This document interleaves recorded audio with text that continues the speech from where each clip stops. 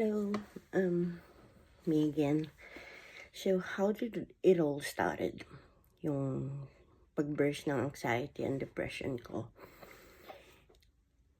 Just last year, I was sexually abused or sexually assaulted by a coworker.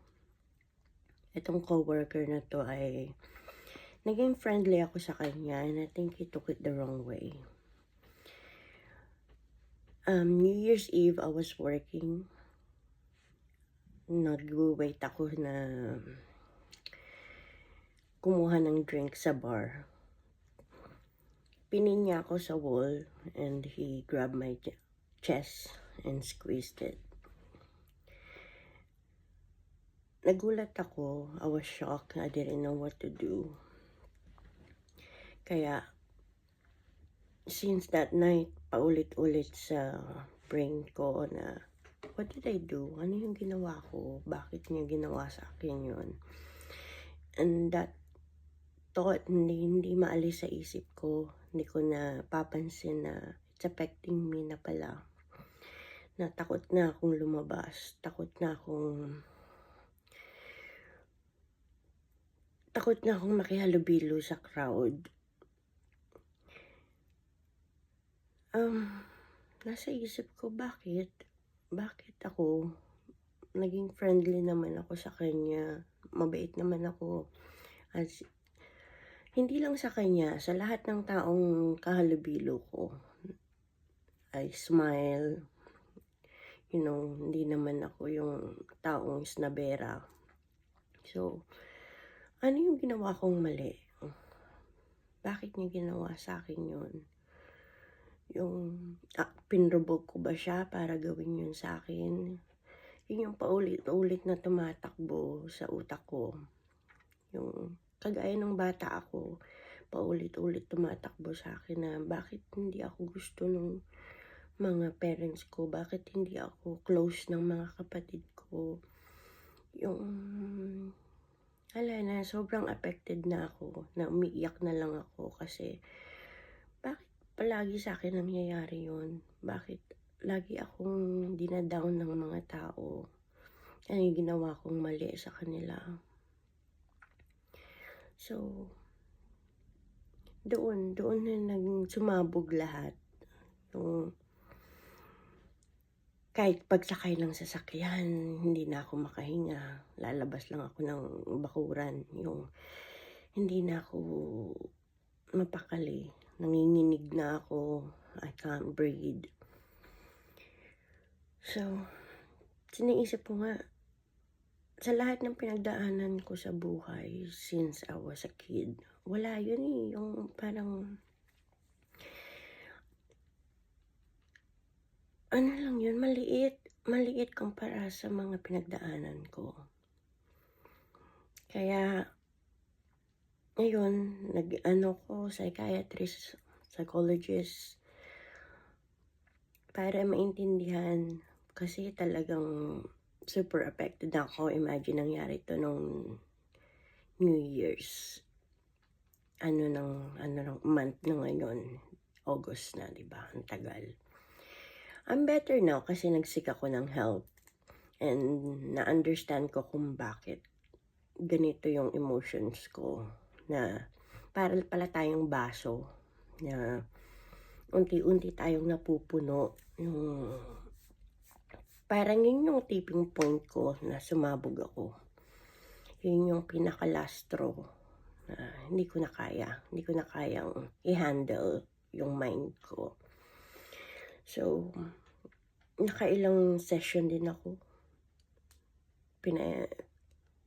Explain sa akin lahat ng nangyari sa buhay ko, lahat ng pinagdaanan ko.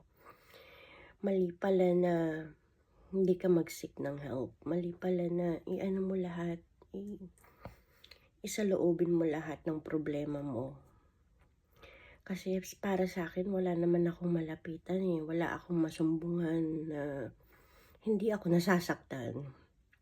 Kunwari, I would talk to a family member.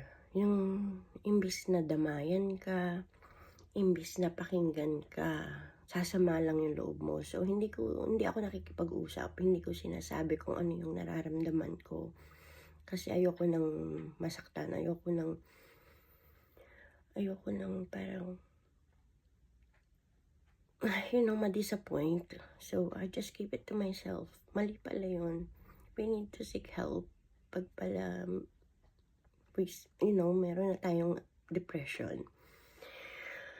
So, it took me until July just to kind of feel better. Nagpupunta ako sa doktor, psychologist. Every week, meron akong appointment. And that helped me. It helped me a lot. And it helped me knowing na sarili ko lang pala makakatulong sa akin. I have to try and get better for myself. Kasi meron pa akong mga anak na, they need me. Tapos, iniisip ko araw-araw, I can't be like this. Hindi pwedeng ganito na lang palagi.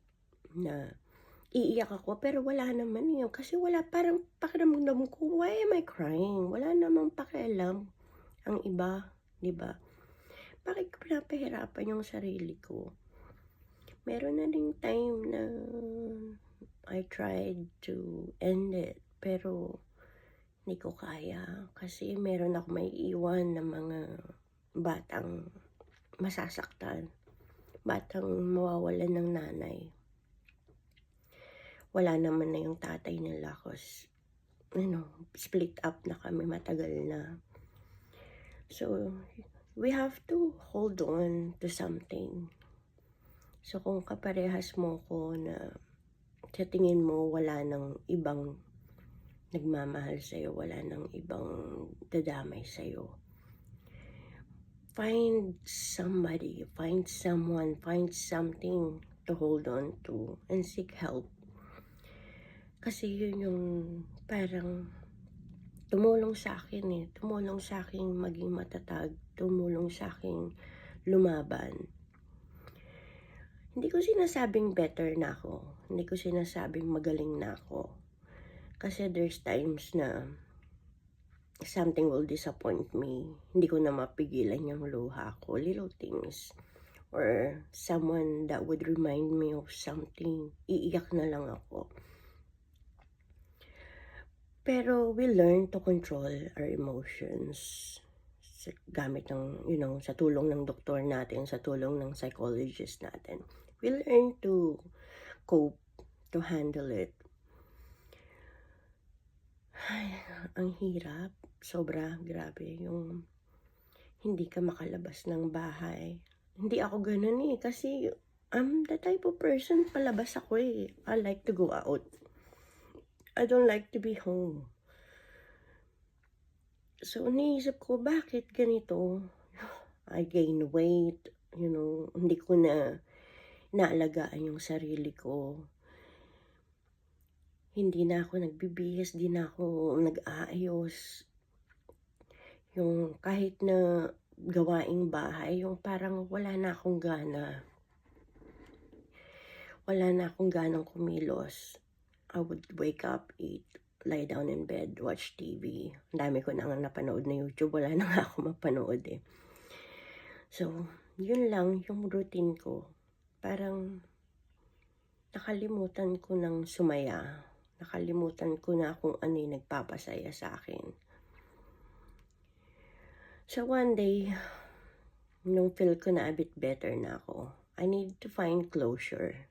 So, tumawag ako sa police. Tinanong ko kung ano na yung update sa kaso ng hipo sa akin. The guy who sexually assaulted me. So, yun, sinabi nila sa akin na he got charged, na okay na hindi naman siya nakulong. I think there's just community service or something. Pero, okay na rin yun. Kaysa sa wala, diba?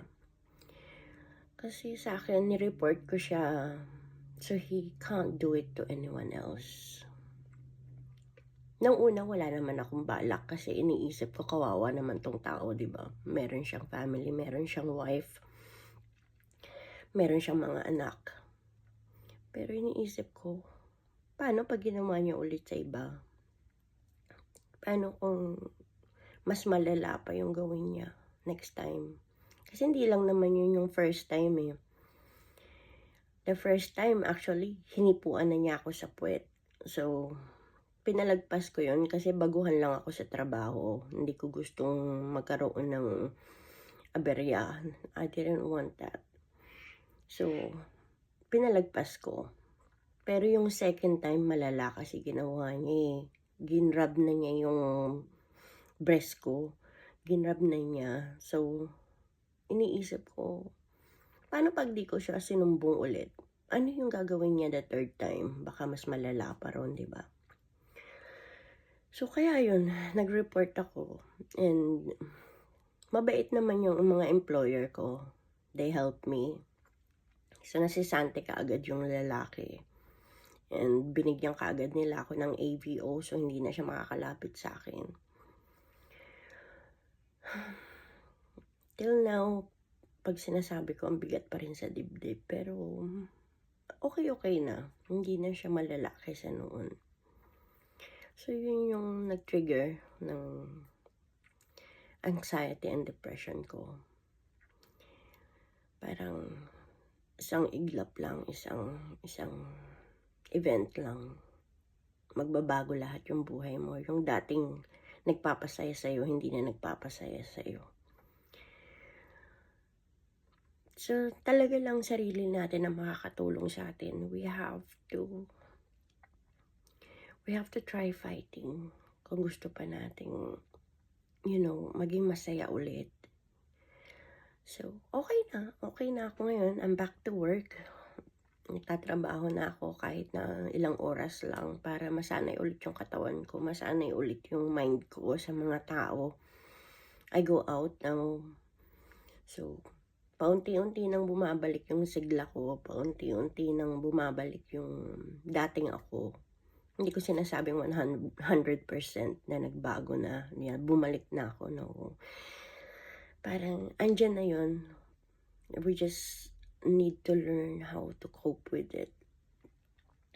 So, sa mga nanonood or na-experience yung kagaya ng sa akin, humanap tayo ng bagay or ng tao na we can hold on to na para labanan natin kung ano man itong nararamdaman natin. Marami nang nagpakamatay dahil sa depression and anxiety. Dahil siguro feeling din nila na wala nang lunas yung problema nila, na hindi na sila sasaya ulit, na yun lang yung solusyon. No, hindi lang yun yung solusyon. Mahaba pa yung journey natin sa buhay. Hindi natin alam kung ganito lang ba tayo forever, di ba? So, kailangan lang tayong hold on to the hope na magbabago din ng lahat. Hold on to the hope na may purpose tayo dito sa mundong ito. Na God can see our pain and suffering. Na hindi niya ba nahahayaan na habang buhay ganito lang tayo. So, yun yung nagpapatatag sa akin. Na knowing na may mga anak pa ako, na meron pa rin kahit papanong nagmamahal sa akin, na one day magiging okay din ang lahat. Bilog ang mundo, hindi naman siguro habang buhay ganito na lang tayo.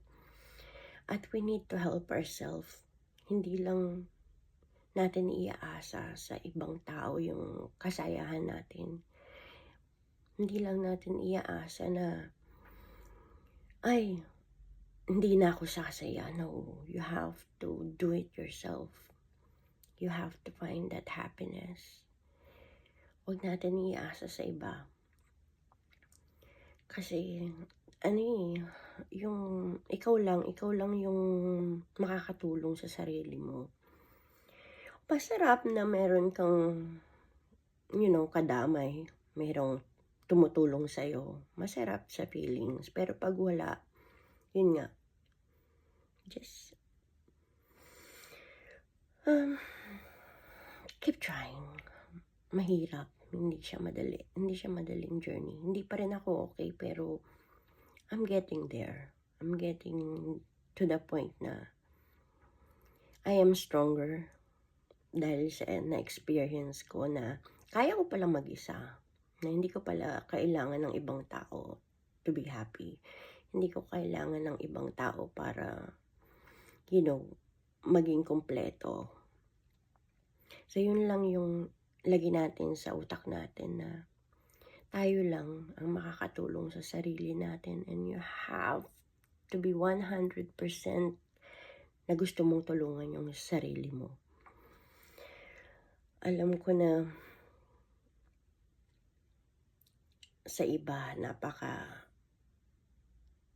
daling isabihin na napaka-arte mo naman. Yung just move on. Marami kasi ako naririnig na gano'n yung bago-bago pa lang. Lagi ako pinagsasabihan na, anak ba, may mga anak ka pa? Just go back to work. Parang kadaling sabihin. Pero di nila alam, kahirap gawin. Di nila alam yung nararamdaman natin. So, alisin natin yung mga negative na yon. Huwag nating damdamin. Alam ko, mahirap yun kasi for me, dinadamdam ko talaga siya. So, nag-reach to the point na ako na, okay,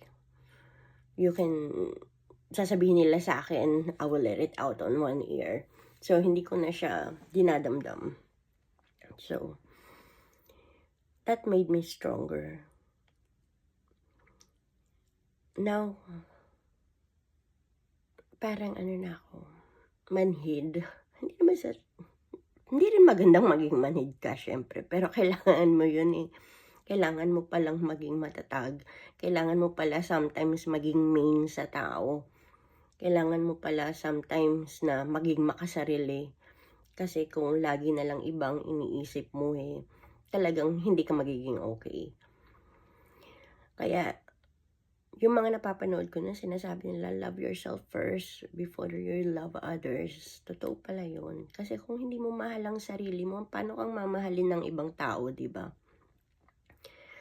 So, paano mo alagaan yung mga anak mo kung hindi mo aalagaan yung sarili mo? So, look after yourself first. Think of yourself first before you think of others. So, yun lang. Nag-update lang ako na eto, lumalaban pa rin kahit papano. So, meron pa akong isang story. Next time na lang kasi parang hindi ko na kaya. Sumisikip na yung dibdib ko Pero masarap pala. Masarap kahit na wala kang kausap. I-video mo lang yung sarili mo na hoping na may makaka-relate sa'yo. Na merong nakakapanood na natutulungan mo in somehow. Kahit hindi mo sila matulungan. Yung parang they can feel na, ay, hindi lang pala ako nag-iisa. Na meron din palang iba dyan na kagaya nung nararamdaman ko. Yun lang. Sana may makarelate. Sana makahanap tayo ng lakas ng loob na ipagpatuloy ang buhay. Kasi malay mo one day, okay ka na, masaya ka na. Yung nakuha mo na lahat ng gusto mo. So, paano mo malalaman yun kung tatapusin mo yung buhay mo, diba? Paano mo malalaman na sasaya ka rin? Hindi na, kasi wala na. So, please, help yourself to be better. Be strong. Kaya mo yan. Hindi habang buhay ganyan ka. Bye for now. Sige po, salamat.